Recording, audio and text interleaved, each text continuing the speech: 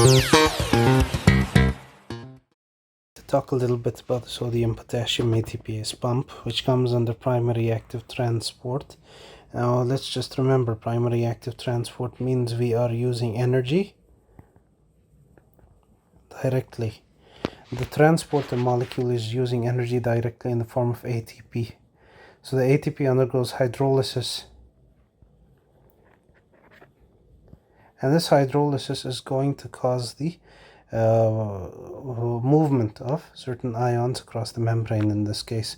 And which are these ions? So the first thing is there will be 3 sodiums that are kicked out of the cell, and 2 potassiums will enter in the cell.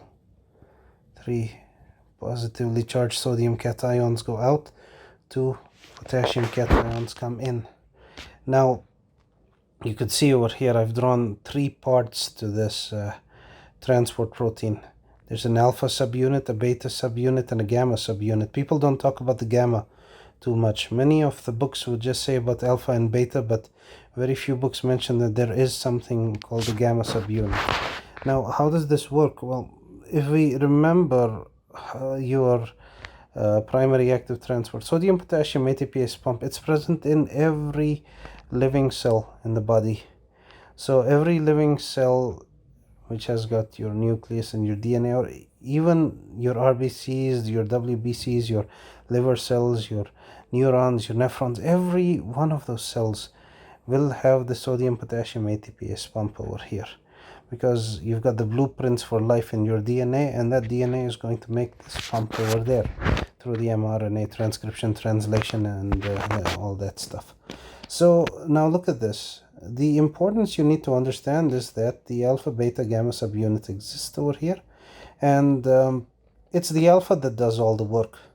The beta subunit is essential in the way that if there is no beta subunit, if you were able to remove or eliminate the beta subunit, what would happen is this alpha subunit does not work. You can consider the beta subunit something like a very motivated cheerleader, and the alpha subunit's the main jock that's playing the entire game. And without the emotional support of his cheerleader girlfriend, he's not going to play. So that's your alpha and that's your beta. And gamma is it plays a role in localizing the sodium potassium ATPase pump to that location in the cell membrane. And even if there is no gamma subunit, the pump should still be able to function most of the time. Now there are different variants of the alpha subunit. You have alpha 1, alpha 2, alpha 3, beta 1, beta 2, beta 3, and all of these exist in different types of permutations and combinations over here. Alright, so now let's speak about this pump and what it does. So the pump throws 3 sodiums out of the cell and 2 potassiums go into the cell. That is why the sodium level in the cell is always low. It's only 14 milliequivalents per liter, and the potassium, if you look at it, is quite abundant. It's around 140 milliequivalents per liter, because the pump is getting rid of sodium out and taking potassium in. And if you look outside the cell, the sodium level is 140 milliequivalents per liter, and the potassium level is 4 milliequivalents per liter. And you will never forget these numbers until you die. This is absolutely important and necessary that you remember these numbers in the ECF values and in the ICF values over there. Okay, so now this pump is under primary active transport, and if you look at it, it's electrogenic.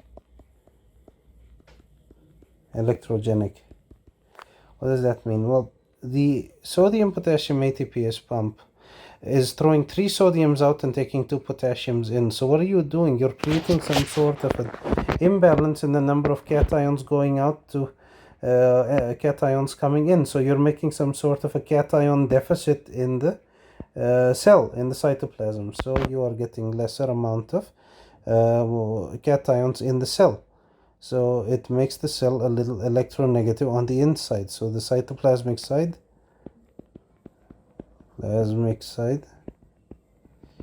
has got the cation. It's supposed to have a reduced number of cations over there, a cation deficit in a way. and this is going to cause the cell to be a little more negative on the inside, so little more electronegativity in the cell. So there you get a little bit of negativity. Now, the important things about sodium potassium ATPase pump other than that are that if we look at the alpha subunit, let's talk a little bit more about its structure. So the alpha subunit, I'm just drawing a rough diagram. It's very complicated. There's a part that's facing the cell inside and the part that's facing outside. Forget the beta and gamma, okay? We'll just assume that it's there, but we've made it invisible right now. So we have this alpha subunit over here, and what's going to happen is 3 sodiums will bind inside the cell. So there is a binding site for sodium that I'm drawing in black over here. These 3 little points are the place where sodium will bind. So sodium binds here, sodium binds here, sodium binds here. Okay, and so in the beginning, to get rid of 3 sodiums out, you must know that the sodium binding sites are in the cell, and sodium binds over there. Okay, so you get 3 sodiums over there, and in the beginning these sites are having a high affinity for sodium to bind. So sodium easily binds over here. There's a high affinity for sodium, and there are also some other things over here. There's something called an ATP binding site. ATP binding site, and this is over here. I'm going to mark this in red because, you know, energy, and so that's something like that, energy. Okay, so that's your ATP binding site, which ATP binds to. So the ATP binds over here to the sodium potassium ATPase pump at this site, and then it what it does is it is going to transfer its phosphate, high energy phosphate bond over here. So it transfers its phosphate bond, and then you get ADP over here, and this gives a little energy. What's going to happen is the sodiums are going to go out. They get kicked out of the cell, and then so this happens because of a conformational change through something called ping pong mechanism. And then there's 2 sites for potassium binding on the outside of the cell that I'm drawing in blue over here. And if we look at it, once the sodiums are kicked out, the potassiums now get the ability to bind to these sites. So that's the sequence over here. Because the sodiums were kicked out because of the conformational change, because the phosphate bond is there, what happens is the potassiums are now going to bind to these sites over here, and then they enter into the cell after that. So the 2 potassium ions will bind to the transporter on the extracellular surface, and eventually they will enter into the cell. And as that happens, this site will be dephosphorylated, and it's because there's one amino acid over there called aspartate, and that's the one that gets phosphorylated over there. So this is how the ping pong mechanism of the sodium potassium ATPase pump works. Now there are some other important sites over here. I'm going to draw one more site, and this is your what we call uabin binding site.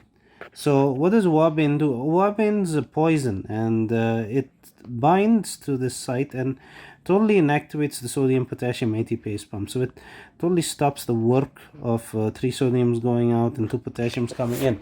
And this is very important because the uabin was used to study the effects of what the sodium potassium ATPase pump does, and what happens if you stop the pump from working. This is also the site where a drug called digoxin or digitalis would bind. So how this works is the digoxin or the digitalis would bind to these sites and also inactivate certain sodium potassium ATPase pumps, but not all of them. And this would actually cause more sodium to accumulate in the cell, and because there's more sodium accumulating in the cell, you are now going to cause a large amount of sodium buildup, and so this sodium will finally be able to because you block the sodium potassium pump from working. More sodium accumulates in the cell, so the sodium has to use an alternate route to leave the cell. And there is another transporter, a counter transporter. It's called the 3 sodium 1 calcium antiport. So it takes 3 sodiums out and takes 1 calcium inside, and this calcium that enters into the cell, the heart cell, now is going to make the strength of contraction much more. So it increases the strength of contraction of a heart, especially one which is weak. So digoxin can be used in congestive cardiac failure, CCF, and this is how it works. You block some of these sodium potassium ATPase pumps, sodium will accumulate in the cell, sodium goes out in exchange for calcium through another transporter over there, and that is going to make a stronger contraction of your heart. And that is how this thing works. So sodium potassium pump, very important. One more very important concept you should know is Gibbs-Donnan effect. Now, do you remember that Gibbs-Donnan effect? It's there in the body fluid compartments video. I hope you watch it.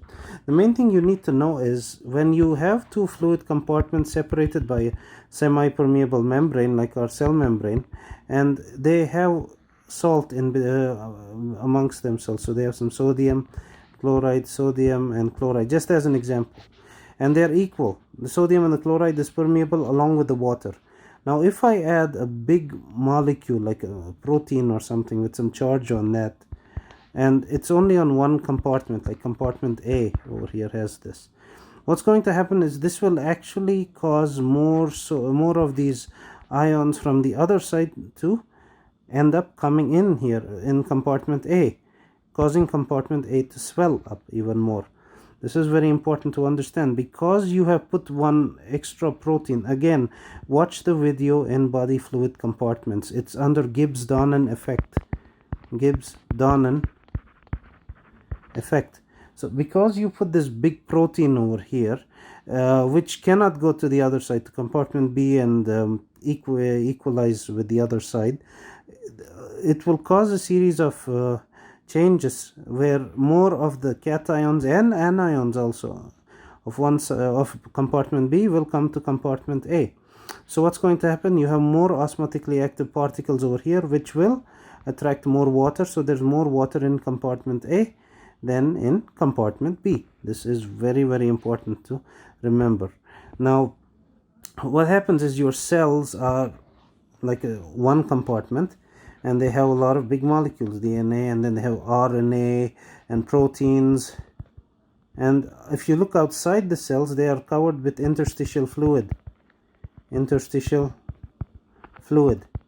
Again, watch the body fluid compartments, otherwise you're not going to understand this easily. So the interstitial fluid compartments over there. Now look at this. What happens is because these proteins are here, more ions might enter into the cell. So if you have too many ions coming in the cell, water will come in through the cell also. So water enters into the cell also, not just ions and salts and solutes which are osmotically active. Also water will enter into the cell, so this will cause cell swelling. All your cells would swell up and lose their structure and their function, because form follows function. The body is made in such a way that everything has a structure and there's a wisdom in that structure. So there is something called complementarity of structure and function. The way something is shaped helps in its function, and it's maybe the reason that it's shaped that way. Form follows function and function follows form also. Just think about that saying. It's very interesting. So here we have an increase in the volume of the cell. Unfortunately, this would cause cell swelling and disruption of cellular activities and homeostasis, cellular homeostasis. So what happens is the 3 sodiums kicked out by this sodium potassium ATPase pump and only 2 potassiums coming in is actually going to get rid of an extra ion from the cell, and this gets these extra ions out. A few extra sodiums go out, and this allows the cell to retain the normal shape it was supposed to hold, instead of being a massive swollen up useless cell. This is very important. So Gibbs-Donnan effect is trying to happen in the cells, but the sodium potassium ATPase pump is going to inhibit this Gibbs Donnan from swelling the cell and messing up the cell.